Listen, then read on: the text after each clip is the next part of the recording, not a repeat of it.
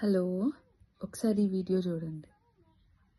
AI companies ఏమంటున్నాయంటే 6 నుంచి 12 నెలల లోపల 90% కంప్యూటర్ సైన్స్ ఇంజనీర్స్ సమాజానికి అవసరం లేదు.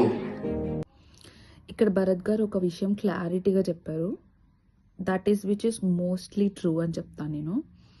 ఏమన్నారు, 6 to 12 monthsలో 90% ఆఫ్ ద కంప్యూటర్ సైన్స్ పీపుల్కి జాబ్స్ ఉండవు అని చెప్పారు క్లియర్గా.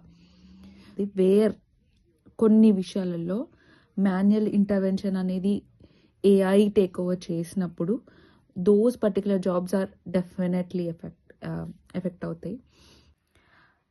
Coming to the testing role, because ఇక్కడ టెస్టింగ్ రోల్ని ఏఐ రీప్లేస్ చేస్తుందా అంటే డెఫినెట్గా నో అనే చెప్తా.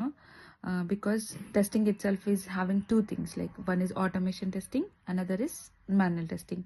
ఇక్కడ automation testing need to write some like work with the codings and all, but manual testing అట్లా ఏమి ఉండదు. మాన్యువల్ టెస్టింగ్ని డెఫినెట్గా ఏఐ రీప్లేస్ చేయదని నాకు గట్టి నమ్మకం. Because manual testing itself is can only be done by the human. So అందుకని I hope like AI cannot replace the manual testing. నాకు మీ ఒపీనియన్ కూడా షేర్ చేయండి, ఎందుకంటే ఇది చాలామందికి యూస్ఫుల్ అయ్యే ఇన్ఫర్మేషన్ అని నేను అనుకుంటున్నా. Thank you.